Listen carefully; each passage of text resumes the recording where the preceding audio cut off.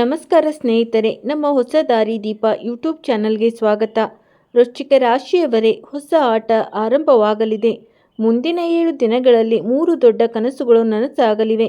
ಇದನ್ನು ಕೇಳಿದರೆ ನಿಮ್ಮ ಕಣ್ಣುಗಳಲ್ಲಿ ನೀರು ಬರುತ್ತದೆ. ಏಕೆಂದರೆ ದಿನಗಳಲ್ಲಿ ಆಗದೇ ಇರುವುದು ಈ 7 ದಿನಗಳಲ್ಲಿ ಆಗಲಿದೆ. ನೀವು ಹುಡುಕುತ್ತಿದ್ದಿದ್ದು, ಕಾಯುತ್ತಿದ್ದಿದ್ದು ಈ 7 ದಿನಗಳಲ್ಲಿ ಸಾಧಿಸಲ್ಪಟ್ಟಿದೆ. ಸ್ನೇಹಿತರೆ, ತಿಂಗಳು ಮುಗಿಯಲು ಬರುತ್ತಿದೆ ಮತ್ತು ಆಗಸ್ಟ್ ಪ್ರಾರಂಭವಾಗಲಿದೆ. ಅಂತ್ಯವು ಎಷ್ಟು ಚೆನ್ನಾಗಿರುತ್ತದೆ ಎಂದು ನೀವು ಎಂದಿಗೂ ಊಹಿಸಿರುವುದಿಲ್ಲ. ಆದರೆ ಸ್ನೇಹಿತರೆ, ಸಣ್ಣ ತಪ್ಪು, ಸಣ್ಣ ನಿರ್ಲಕ್ಷ್ಯ ಕೂಡ ನಂತರ ವಿಷಾದಕ್ಕೆ ಕಾರಣವಾಗಬಹುದು. ಏಕೆಂದರೆ ಈಗ ತಪ್ಪುಗಳಿಗೆ ಅವಕಾಶವಿಲ್ಲ. ಶನಿ ಹಿಮ್ಮೆಟ್ಟಲಿದ್ದಾನೆ ಮತ್ತು ಹಿಮ್ಮೆಟ್ಟುವ ಶನಿಯು ನಿಮ್ಮನ್ನು ಎಚ್ಚರಗೊಳಿಸಲು ಹೇಳುತ್ತಿದ್ದಾನೆ. ನೀವು ಮಾಡಬೇಕಾದ ಯಾವುದೇ ತಪ್ಪುಗಳನ್ನು ಮಾಡಲಾಗಿದೆ. ಕೊರಗುವುದನ್ನು ನಿಲ್ಲಿಸಿ ಮತ್ತು ಜಾಗರೂಕರಾಗಿರಿ. ದೊಡ್ಡದನ್ನು ಮಾಡಲು ಗಂಭೀರವಾಗಿರುವ ಸಮಯ. ಆದ್ದರಿಂದ ಸ್ನೇಹಿತರೆ, ಮುಂಬರುವ 7 ದಿನಗಳವರೆಗೆ ನಿಮ್ಮ ಜಾತಕವು ಏನನ್ನು ಹೊಂದಿದೆ ಎಂಬುದನ್ನು ವಿವರವಾಗಿ ಕಂಡುಹಿಡಿಯೋಣ. ನಾನು ನಿಮಗೆ ನನ್ನ ಸಾಪ್ತಾಹಿಕ ಜಾತಕವನ್ನು ನೀಡಲಿದ್ದೇನೆ. ನಿಮ್ಮ ಪ್ರೇಮ ಜೀವನವು ಹೆಚ್ಚು ಪರಿಣಾಮ ಬೀರುತ್ತದೆ. ಏಕೆಂದರೆ ಶನಿ ನಿಮ್ಮ 5ನೇ ಮನೆಯಲ್ಲಿದ್ದಾರೆ. ಆದ್ದರಿಂದ ಸ್ನೇಹಿತರೆ, ನೀವು ಕೆಲವು ಸಮಯದಿಂದ ಗಂಭೀರ ಮಟ್ಟದ ಗಂಭೀರತೆಯನ್ನು ಅನುಭವಿಸುತ್ತಿದ್ದೀರಿ. ಎಲ್ಲದರ ಬಗ್ಗೆಯೂ ಆಳವಾದ ಚಿಂತನೆ ಮಾಡುತ್ತಿದ್ದೀರಿ. ನೀವು ಸಣ್ಣ ವಿಷಯಗಳಲ್ಲಿ ಹೆಚ್ಚು ತೊಡಗಿಸಿಕೊಳ್ಳುತ್ತಿದ್ದೀರಿ. ಸ್ನೇಹಿತರೆ, ಇದು ನಿಮ್ಮೊಂದಿಗೆ ನಡೆಯುತ್ತಿದೆ. ಯಾರೋ ಒಬ್ಬರು ಏನಾದರೂ ಹೇಳುತ್ತಾರೆ ಮತ್ತು ಅದು ನಿಮಗೆ ನೋವನ್ನು ಉಂಟು ಮಾಡುತ್ತದೆ. ನೀವು ರಾತ್ರಿ ಇಡೀ ಅದರ ಬಗ್ಗೆ ಯೋಚಿಸುತ್ತಾ, ಅವರು ಇದನ್ನು ಏಕೆ ಮಾಡಿದರು ಎಂದು ಆಶ್ಚರ್ಯಪಡುತ್ತೀರಿ. ಅವರು ಇದನ್ನು ಏಕೆ ಹೇಳಿದರು? ನೀವು ನಿರಂತರವಾಗಿ ಇದರ ಬಗ್ಗೆ ಯೋಚಿಸುತ್ತೀರಿ. ಇದು ಏಕೆ ನಡೆಯುತ್ತಿದೆ? ನಿಮ್ಮ 5ನೇ ಮನೆಯಲ್ಲಿ ಶನಿಯು ಹಿಮ್ಮುಖವಾಗಲಿದ್ದನು. ಅಲ್ಲದೆ ರಾಹು ಮತ್ತು ಕೇತುವಿನ ಸಂಯೋಗವು ನಿಮ್ಮ ಆಳವಾದ ಚಿಂತನೆಯನ್ನು ಹೆಚ್ಚಿಸುತ್ತಿದೆ. ಆದಾಗ್ಯೂ ಈಗ ಹಿಮ್ಮುಖ ಶನಿಯು ನಿಮ್ಮನ್ನು ಇನ್ನಷ್ಟು ಹೆಚ್ಚು ಯೋಚಿಸುವಂತೆ ಮಾಡುತ್ತಾನೆ. ನೀವು ಅತಿಯಾದ ಚಿಂತನೆಗೆ ಗುರಿಯಾಗಿದ್ದೀರಿ. ನೀವು ಜಾಗರೂಕರಾಗಿರಬೇಕು. ಆದರೆ ಸ್ನೇಹಿತರೆ, ಕಳೆದ ಕೆಲವು 7-8 ತಿಂಗಳುಗಳಲ್ಲಿ ನಿಮ್ಮ ಜೀವನವು ಸಂಪೂರ್ಣವಾಗಿ ಬದಲಾಗಿದೆ. ನಿಮ್ಮ ಆಲೋಚನೆ ಹೆಚ್ಚು ಬದಲಾಗಿದೆ. ಸ್ನೇಹಿತರೆ, ನೀವು ನಿರ್ಧಾರ ತೆಗೆದುಕೊಂಡಿದ್ದೀರಿ. ಸುಮಾರು 7-8 ತಿಂಗಳ ಹಿಂದೆ ನೀವು ನಿಮ್ಮ ಬಗ್ಗೆ ಮಾತ್ರ ಯೋಚಿಸುತ್ತೀರಿ ಎಂದು ನಿರ್ಧರಿಸಿದ್ದೀರಿ. ನಾನು ಇನ್ನು ಮುಂದೆ ನನ್ನ ಹಣವನ್ನು ಯಾರಿಗೂ ಕೊಡುವುದಿಲ್ಲ. ನಾನು ಇನ್ನು ಮುಂದೆ ಯಾರಿಗಾದರೂ ನನ್ನ ಭಾವನೆಗಳನ್ನು ತ್ಯಾಗ ಮಾಡುವುದಿಲ್ಲ. ನನ್ನನ್ನು ಪ್ರೀತಿಸುವವರನ್ನು ನಾನು ಅವರನ್ನು ನನ್ನನ್ನು ಪ್ರೀತಿಸುವಷ್ಟು ಪ್ರೀತಿಸುತ್ತೇನೆ. ನನಗೆ ಸಹಾಯ ಮಾಡುವವರಿಗೆ ಅವರು ನನಗೆ ಸಹಾಯ ಮಾಡುವಷ್ಟು ಸಹಾಯ ಮಾಡುತ್ತೇನೆ. ನೀವು ಹೀಗೆ ಭಾವಿಸಿದ್ದೀರಿ. ನಾನು ನನ್ನ ಕನಸುಗಳನ್ನು ನನಸಾಗಿಸುತ್ತೇನೆ ಎಂದು ನೀವು ಭಾವಿಸಿದ್ದೀರಿ. ನಾನು ನನ್ನ ಕುಟುಂಬವನ್ನು ನೋಡಿಕೊಳ್ಳುತ್ತೇನೆ. ಆದರೆ ಏನಾಯಿತು? ಕೆಲವೇ ದಿನಗಳಲ್ಲಿ ನಿಮ್ಮ ನಿರ್ಧಾರಗಳು ವಿಫಲವಾದವು. ನೀವು ಮತ್ತೆ ಅದೇ ತಪ್ಪುಗಳನ್ನು ಮಾಡಲು ಪ್ರಾರಂಭಿಸಿದ್ದೀರಿ. ನೀವು ಮತ್ತೆ ಜನರಿಗೆ ಸಹಾಯ ಮಾಡಿದ್ದೀರಿ. ನೀವು ನಿಮ್ಮ ಅಮೂಲ್ಯ ಹಣವನ್ನು ನೀಡಿದ್ದೀರಿ. ನೀವು ನಿಮ್ಮ ಅಮೂಲ್ಯ ಹಣವನ್ನು ನೀಡಿದ್ದೀರಿ. ನೀವು ನಿಮ್ಮ ಅಮೂಲ್ಯ ಸಮಯವನ್ನು ನೀಡಿದ್ದೀರಿ. ನೀವು ಅವರಿಗಾಗಿ ನಿಮ್ಮ ನಿದ್ದೆಯಿಲ್ಲದ ರಾತ್ರಿಗಳನ್ನು ತ್ಯಾಗ ಮಾಡಿದ್ದೀರಿ. ಆದರೆ ಪ್ರತಿಯಾಗಿ ನೀವು ಏನು ಪಡೆದುಕೊಂಡಿದ್ದೀರಿ? ಯಾವಾಗಲೂ ಹಾಗೆ ಯಾರಿಗಾದರೂ ಹೊಡೆತ ಬಿದ್ದಿತ್ತು. ನಿಮ್ಮ ಹೃದಯ ಮುರಿದು ಹೋಗಿತ್ತು. ಆದರೆ ಇನ್ನು ಮುಂದೆ ನೀವು ಜಾಗರೂಕರಾಗಿರಬೇಕು. ಹೌದು ಸ್ನೇಹಿತರೆ, ನೀವು ಈಗ ಜಾಗರೂಕರಾಗಬೇಕು. ಏಕೆಂದರೆ ನಿಮ್ಮ ರಾಶಿ ಚಕ್ರದ ಅಧಿಪತಿ ಮಂಗಳ ಕೂಡ ನಿಮ್ಮ 8ನೇ ಮನೆಗೆ ಚಲಿಸುತ್ತಿದ್ದಾನೆ. ಮಂಗಳ 8ನೇ ಮನೆಗೆ ಚಲಿಸಿದಾಗ ಅದು ಆಳವಾದ ಪರಿಣಾಮ ಬೀರುತ್ತದೆ. ಈಗ ನಿಮ್ಮ ಬಗ್ಗೆ ಸ್ವಲ್ಪ ಯೋಚಿಸಿ. ನೀವು ಜನರಿಗೆ ಬಹಳಷ್ಟು ಒಳ್ಳೆಯದನ್ನು ಮಾಡಿದ್ದೀರಿ. ಆದರೆ ಈ ರೀತಿ ಏನಾದರೂ ಸಂಭವಿಸಿದರೆ ದಯವಿಟ್ಟು ಕಮೆಂಟ್ಗಳಲ್ಲಿ ನಮಗೆ ತಿಳಿಸಿ. ಸ್ನೇಹಿತರೆ, ಇನ್ನೂ ಒಂದು ವಿಷಯ. ಈಗ ನಾನು ನಿಮಗೆ ನಿಮ್ಮ ತೊಂದರೆಗಳನ್ನು ನಿವಾರಿಸಲು ಸರಿಯಾದ ಮಾರ್ಗವನ್ನು ತೋರಿಸುತ್ತಿದ್ದೇನೆ. ಸ್ನೇಹಿತರೆ, ನಿಮ್ಮ ಜೀವನದಲ್ಲಿ ಎಂಥದ್ದೇ ಸಮಸ್ಯೆಗಳಿದ್ದರೂ ಸ್ಕ್ರೀನ್ ಮೇಲೆ ಕಾಣುತ್ತಿರುವ ಗುರೂಜಿಯವರಿಗೆ ಕರೆ ಮಾಡಿ ನಿಮ್ಮ ಸಮಸ್ಯೆಗಳನ್ನು ಬಗೆಹರಿಸಿಕೊಳ್ಳಬಹುದು. ಗುರೂಜಿಯವರು ವಿದ್ಯೆ, ಉದ್ಯೋಗ, ವ್ಯಾಪಾರ, ಗಂಡ ಹೆಂಡತಿ ಕಲಹ, ಅತ್ತೆ ಸೊಸೆ ಕಲಹ, ಮದುವೆ ವಿಳಂಬ, ಸಂತಾನ ಸಮಸ್ಯೆ, ಶತ್ರು ಕಾಟ, ವಶೀಕರಣ, ನಿಮ್ಮ ಯಾವುದೇ ಸಮಸ್ಯೆಗಳಿದ್ದರೂ ತುಳುನಾಡಿನ ದೈವಾರಾಧನೆಯಿಂದ ಹಾಗೂ ಶ್ರೀ ಸಾಯಿಬಾಬಾ ದೈವಿಕ ಶಕ್ತಿಯಿಂದ ಶೀಘ್ರ ಶಾಶ್ವತ ಪರಿಹಾರ ಮಾಡಿಕೊಡುತ್ತಾರೆ. ಶನಿಯು ನಿಮ್ಮ 5ನೇ ಮನೆಯಲ್ಲಿ ಹಿಮ್ಮೆಟ್ಟಿದಾಗ ಪ್ರೇಮ ಸಂಬಂಧಗಳು, ಮಕ್ಕಳು, ನಿಮ್ಮ ಶಿಕ್ಷಣ ಮತ್ತು ಷೇರು ಮಾರುಕಟ್ಟೆ ಮನೆಯಾಗಿದೆ. ಆದ್ದರಿಂದ ಸ್ನೇಹಿತರೆ, ನಿಮ್ಮ ಪ್ರೇಮ ಸಂಬಂಧಗಳಲ್ಲಿ ಹೆಚ್ಚಿನ ಗಮನ ಕೊಡಿ. ಅಂದರೆ ಕೆಲವು ಹಳೆಯ ವಿವಾದಗಳು ಮತ್ತೆ ಉದ್ಭವಿಸಬಹುದು. ಸ್ನೇಹಿತರೆ, ಶನಿಯ ದೃಷ್ಟಿಯು 7ನೇ ಮನೆಯ ಮೇಲೆ ಇದೆ. ಆದ್ದರಿಂದ ಒಟ್ಟಾರೆಯಾಗಿ ನೀವು ಯಾರನ್ನಾದರೂ ಪ್ರೀತಿಸುತ್ತಿದ್ದರೆ ಅಥವಾ ವಿವಾಹಿತರಾಗಿದ್ದರೆ ಜಗಳಗಳು ಅಥವಾ ತಪ್ಪು ಗ್ರಹಿಕೆಗಳು ಇದ್ದಲ್ಲಿ ಅವು ಮತ್ತೆ ಉದ್ಭವಿಸಬಹುದು. ಅವು ಹೊಸ ರೂಪವನ್ನು ಪಡೆಯಬಹುದು. ಆ ವಿಷಯಗಳು ಮತ್ತೆ ಉದ್ಭವಿಸಬಹುದು. ನಿಮ್ಮ ವೈವಾಹಿಕ ಜೀವನದಲ್ಲಿ ಸಮಸ್ಯೆಗಳನ್ನು ಉಂಟು ಮಾಡಬಹುದು. ಆದ್ದರಿಂದ ಹಿಂದಿನದನ್ನು ಹೆಚ್ಚು ಚಿಂತಿಸಬೇಡಿ. ಕೆಲವು ಹಳೆಯ ನೆನಪುಗಳು ನಿಮಗೆ ಹಿಂತಿರುಗಬಹುದು. ನಿಮಗೆ ಸ್ವಲ್ಪ ಹಳೆಯ ಭಾವನೆ ಬರಬಹುದು, ಏಕೆಂದರೆ ಶನಿ ಹಿಮ್ಮೆಟ್ಟಿದಾಗ ಕೆಲವು ಹಳೆಯ ಮೃತದೇಹಗಳು ಹೊರಹೊಮ್ಮಲು ಪ್ರಾರಂಭಿಸುತ್ತವೆ. ಆದ್ದರಿಂದ ನೀವು ಸ್ವಲ್ಪ ನಿಯಂತ್ರಣವನ್ನು ಹೊಂದಿರಬೇಕು. ನೀವು ಹಿಂದಿನವರೊಂದಿಗೆ ನಿಮ್ಮ ಸಂಬಂಧಗಳನ್ನು ಸ್ವಲ್ಪ ಮುರಿಯಬೇಕಾಗುತ್ತದೆ. ಇದಲ್ಲದೆ ನೀವು ಈಗ ಅತಿಯಾದ ನಿರೀಕ್ಷೆಗಳನ್ನು ಹೊಂದಿರಬಾರದು. ನಿಮಗೆ ಹೆಚ್ಚಿನ ನಿರೀಕ್ಷೆಗಳಿವೆ. ನೀವು ಎಲ್ಲದರಲ್ಲೂ ಹೆಚ್ಚಿನ ನಿರೀಕ್ಷೆಗಳನ್ನು ಹೊಂದಿದ್ದೀರಿ. ನಿಮ್ಮ ಪೋಷಕರು, ಸಂಗಾತಿ ಮತ್ತು ಮಕ್ಕಳಿಂದಲೂ ನಿಮಗೆ ಹೆಚ್ಚಿನ ನಿರೀಕ್ಷೆಗಳಿವೆ. ಆದರೆ ನೀವು ಈ ನಿರೀಕ್ಷೆಗಳಲ್ಲಿ ಸ್ವಲ್ಪವಾದರೂ ನಿಮಗಾಗಿ ಇಟ್ಟುಕೊಳ್ಳಬೇಕು. ನಿಮ್ಮ ಬಗ್ಗೆ ಭರವಸೆ ಇಟ್ಟುಕೊಳ್ಳಿ. ಇದೀಗ ನೀವು ಯಾರಿಂದಲೂ ಏನನ್ನೂ ನಿರೀಕ್ಷಿಸಬೇಕಾಗಿಲ್ಲ. ಮತ್ತು ನಿಮ್ಮ ಕೆಟ್ಟ ಅಭ್ಯಾಸಗಳಲ್ಲಿ ಏನೆಂದರೆ ಎಲ್ಲರೂ ನಿಮ್ಮಂತೆಯೇ ಇದ್ದಾರೆ ಎಂದು ನೀವು ಭಾವಿಸುತ್ತೀರಿ. ನಾನು ಜನರನ್ನು ಹೆಚ್ಚು ಪ್ರೀತಿಸುತ್ತೇನೆ, ಅವರು ನನ್ನನ್ನು ಹೆಚ್ಚು ಪ್ರೀತಿಸುತ್ತಾರೆ.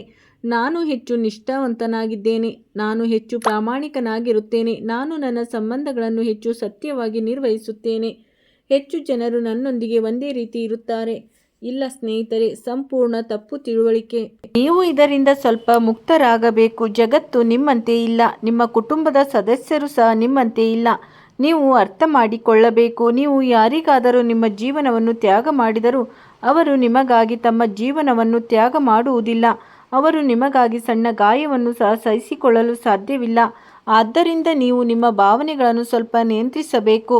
ಮುಂಬರುವ 7 ದಿನಗಳಲ್ಲಿ ಸ್ನೇಹಿತರೆ, ನೀವು ನಿಮ್ಮ ಬಗ್ಗೆ ಹೆಚ್ಚಿನ ಕಾಳಜಿ ವಹಿಸಬೇಕಾಗುತ್ತದೆ. ಏಕೆಂದರೆ ರಾಶಿ ಚಕ್ರದ ಅಧಿಪತಿ 8ನೇ ಮನೆಯನ್ನು ತಲುಪಿದಾಗ ಸಣ್ಣ ಪುಟ್ಟ ಗಾಯಗಳು ಮತ್ತು ಅಪಘಾತಗಳ ಸಾಧ್ಯತೆಗಳು ಹೆಚ್ಚಾಗಬಹುದು. ಆದ್ದರಿಂದ ನಿಮ್ಮ ಕೋಪವನ್ನು ನಿಯಂತ್ರಿಸಿ. ಅನಿರೀಕ್ಷಿತ ಗಾಯಗಳು ಸಾಧ್ಯ. ಆದ್ದರಿಂದ ಕೆಲಸಗಳನ್ನು ಆತುರಪಡಿಸಬೇಡಿ. ಎಲ್ಲವನ್ನೂ ಎಚ್ಚರಿಕೆಯಿಂದ ಬಳಸಿ. ನೀವು ಯಾವುದೇ ಅಪಾಯಕಾರಿ ಪ್ರಯತ್ನಗಳನ್ನು ಕೈಗೊಂಡರೆ ಎಚ್ಚರಿಕೆಯಿಂದ ಮಾಡಿ. ನಿಮ್ಮ ವಾಹನವನ್ನು ಅತ್ಯಂತ ಸುರಕ್ಷಿತವಾಗಿ ಚಾಲನೆ ಮಾಡಿ.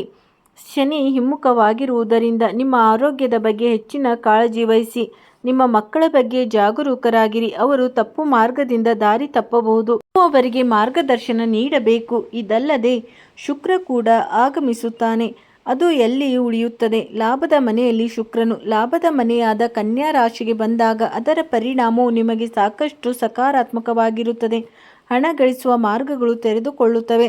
ಸ್ನೇಹಿತರೆ, ಶುಕ್ರನು ನಿಮ್ಮ ಜೀವನಕ್ಕೆ ಸ್ವಲ್ಪ ತಮಾಷೆಯನ್ನು ತರುತ್ತಾನೆ. ನೀವು ಹಣ ಗಳಿಸಲು ಬಹಳಷ್ಟು ಪ್ರಯೋಗಗಳನ್ನು ಮಾಡುತ್ತೀರಿ. ನೀವು ಹೊಸದನ್ನು ಪ್ರಾರಂಭಿಸಬಹುದು. ಹೊಸ ಆಲೋಚನೆಗಳು ನಿಮ್ಮ ಮನಸ್ಸಿಗೆ ಬರಬಹುದು. ಸ್ವಲ್ಪ ಸೃಜನಶೀಲರಾಗಿರುವುದು ಉತ್ತಮವಾಗಿರುತ್ತದೆ. ಇದು ನಿಮ್ಮ ಆರೋಗ್ಯದ ಬಗ್ಗೆ ನೀವು ಹೆಚ್ಚಿನ ಕಾಳಜಿ ವಹಿಸಬೇಕಾದ ಸಮಯ ಎಂಬುದನ್ನು ನೆನಪಿಡಿ. ಇದಲ್ಲದೆ ನಿಮ್ಮ ಕಂಪನಿಯ ಬಗ್ಗೆಯೂ ಗಮನವಿರಲಿ. ನೀವು ನಿಮ್ಮ ಖರ್ಚನ್ನು ನಿಯಂತ್ರಿಸಬೇಕಾಗುತ್ತದೆ. ಶನಿಯು ಹಿಮ್ಮೆಟ್ಟುವ ಸಮಯ ಇದಾಗಿರುವುದರಿಂದ ನೀವು ನಿಮ್ಮ ಹಣಕಾಸಿನ ಬಗ್ಗೆ ಜಾಗರೂಕರಾಗಿರಬೇಕು.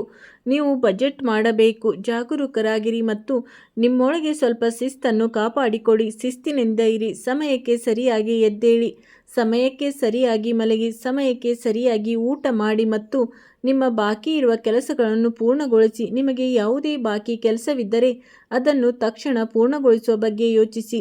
ಸೋಮಾರಿಯಾಗಬೇಡಿ. ನೀವು ಇದರ ಬಗ್ಗೆಯೂ ಬಹಳ ಜಾಗರೂಕರಾಗಿರಬೇಕು. ಇಲ್ಲದಿದ್ದರೆ ನಿಮ್ಮ ಅದೃಷ್ಟ ಬಲವಾಗಿ ಕಾಣುತ್ತದೆ. ನೀವು ಯಾವುದನ್ನು ಮಾಡಲು ಮನಸ್ಸು ಮಾಡುತ್ತೀರೋ ಅದು ನೀವು ಸಾಧಿಸುವಿರಿ. ನೀವು ನಿಮ್ಮ ದೃಢ ಸಂಕಲ್ಪವನ್ನು ಹೆಚ್ಚಿಸಿಕೊಳ್ಳಬೇಕು. ಸ್ನೇಹಿತರೆ, ನೀವು ನಿಮ್ಮ ಗಮ್ಯ ಸ್ಥಾನವನ್ನು ತಲುಪಿದ ನಂತರ ನೀವು ಯಶಸ್ವಿಯಾಗುವುದು ಖಚಿತ. ಮತ್ತು ಯಾರಾದರೂ ನಿಮ್ಮನ್ನು ದಾರಿ ತಪ್ಪಿಸಲು ಪ್ರಯತ್ನಿಸಿದರೆ ನೀವು ಎಡವಿ ಬೀಳುತ್ತೀರಿ.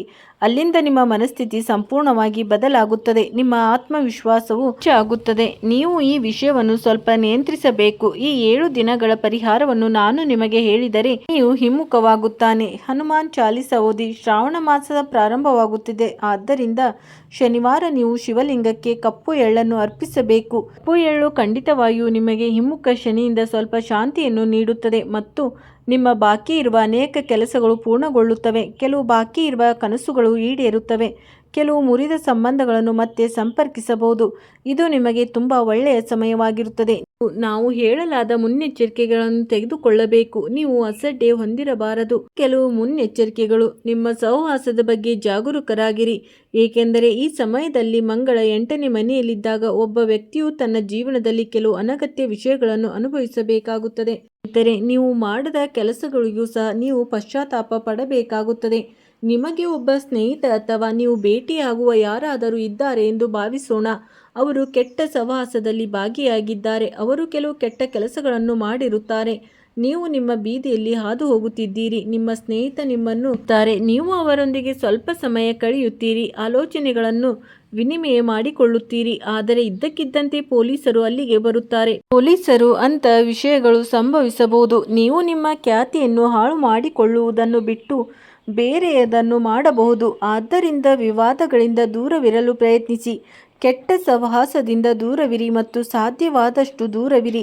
ವಿವಾದಗಳು, ಘರ್ಷಣೆಗಳು ಉದ್ಭವಿಸುವ ಸ್ಥಳಗಳಾಗಿವೆ. ನೀವು ಎಲ್ಲೋ ಚಾಲನೆ ಮಾಡುವಾಗ ಯಾರೋ ಒಬ್ಬರ ಸಹಚರರು ನಿಮ್ಮ ಕಾರಿಗೆ ಡಿಕ್ಕಿ ಹೊಡೆದರೆ ಅಥವಾ ಯಾರೋ ಒಬ್ಬರ ಕಾರು ನಿಮ್ಮ ಕಾರಿಗೆ ಡಿಕ್ಕಿ ಹೊಡೆದರೆ, ಅಪಘಾತವು ಚಿಕ್ಕದಾಗಿದ್ದರೆ ನೀವು ಮೌನವಾಗಿರಬೇಕು. ಯಾರಾದರೂ ವಿವಾದವನ್ನು ಪ್ರಾರಂಭಿಸಿದರೆ, ಅದನ್ನು ದೊಡ್ಡದಾಗಿ ಮಾಡಿದರೆ, ನಿಮ್ಮನ್ನು ನೀವು ನಿಂದಿಸಿದವರು ಸಹ ನೀವು ಮೌನವಾಗಿರಬೇಕು, ಏಕೆಂದರೆ ಅದು ಉತ್ತಮ. ಸ್ನೇಹಿತರೆ, ಇತ್ತೀಚಿನ ದಿನಗಳಲ್ಲಿ ಸಣ್ಣ ವಿಷಯಗಳು ಸಹ ದೊಡ್ಡ ಜಗಳಗಳಿಗೆ ಕಾರಣವಾಗಬಹುದು. ಆಯುಧಗಳನ್ನು ಸಹ ಎಳೆಯಬಹುದು ಎಂದು ನೀವು ನೋಡುತ್ತಿದ್ದೀರಿ. ಆದ್ದರಿಂದ ವಿವಾದಗಳಿಂದ ದೂರವಿರಲು ಪ್ರಯತ್ನಿಸಿ, ಏಕೆಂದರೆ ಮಂಗಳನ 8ನೇ ಮನೆಯಲ್ಲಿದ್ದಾಗ ಕೋಪ ಹೆಚ್ಚಾಗುತ್ತದೆ. ಜನರು ಬಹಳಷ್ಟು ವಾದಿಸುತ್ತಾರೆ. ನೀವು ಇವೆಲ್ಲವುಗಳಿಂದ ದೂರವಿರಲು ಪ್ರಯತ್ನಿಸಬೇಕು. ಮಂಗಳ 8ನೇ ಮನೆಯಲ್ಲಿದ್ದರೆ ನೀವು ಹನುಮಾನ್ ಚಾಲಿಸವನ್ನು ಪಠಿಸಬಹುದು. ಆದರೆ ಮುಂದಿನ 7-8 ದಿನಗಳ ಒಳಗೆ ನಿಮಗೆ ಅತ್ಯಂತ ದೊಡ್ಡ ಪವಾಡದಂಥ ಬದಲಾವಣೆ ನಡೆಯಲಿದೆ. ಅದನ್ನು ನೋಡಿ ನಿಮಗೂ ಸಂತೋಷವಾಗುತ್ತದೆ ಮತ್ತು ನನಗೂ ಕೂಡ ಸಂತೋಷವಾಗುತ್ತದೆ. ನಿಮ್ಮ ಜೀವನದಲ್ಲಿ ಪ್ರತಿಯೊಂದು ರೀತಿಯ ಸುಖ ಸೌಕರ್ಯಗಳು ಬರಲಿ ಮತ್ತು ನೀವು ಸಂತೋಷದಿಂದ ಜೀವನ ನಡೆಸಲಿ ಎಂಬುದೇ ನನ್ನ ಆಶಯ. ಸ್ನೇಹಿತರೆ, ನಾನು ನಿಮಗೆ ಈ ವಿಡಿಯೋದ ಮೂಲಕ ಎಲ್ಲವನ್ನು ಅತ್ಯಂತ ಸ್ಪಷ್ಟವಾಗಿ ತಿಳಿಸಿದ್ದೇನೆ. ಪರಿಹಾರಗಳನ್ನು ಕೂಡ ಹೇಳಿದ್ದೇನೆ. ಸ್ನೇಹಿತರೆ, ಇಂದಿನ ಈ ವಿಡಿಯೋ ನಿಮಗೆ ಸ್ವಲ್ಪವಾದರೂ ಇಷ್ಟವಾಗಿದ್ದರೆ ವಿಡಿಯೋಗೊಂದು ಲೈಕ್ ಮಾಡಿ ಮತ್ತು ಚಾನಲನ್ನು ಸಬ್ಸ್ಕ್ರೈಬ್ ಮಾಡಿ ಮತ್ತು ನಿಮ್ಮ ಆತ್ಮೀಯರಿಗೆ ಈ ವಿಡಿಯೋವನ್ನು ಶೇರ್ ಮಾಡಿ. ಸ್ನೇಹಿತರೆ, ವಿಡಿಯೋ ನೋಡಿದ್ದಕ್ಕಾಗಿ ಧನ್ಯವಾದಗಳು. ಇಂಥ ಮತ್ತೊಂದು ವಿಷಯದಲ್ಲಿ ಮುಂದಿನ ವಿಡಿಯೋದಲ್ಲಿ ಸಿಗೋಣ. ಅಲ್ಲಿವರೆಗೂ ಎಲ್ಲರೂ ಕ್ಷೇಮವಾಗಿರಿ.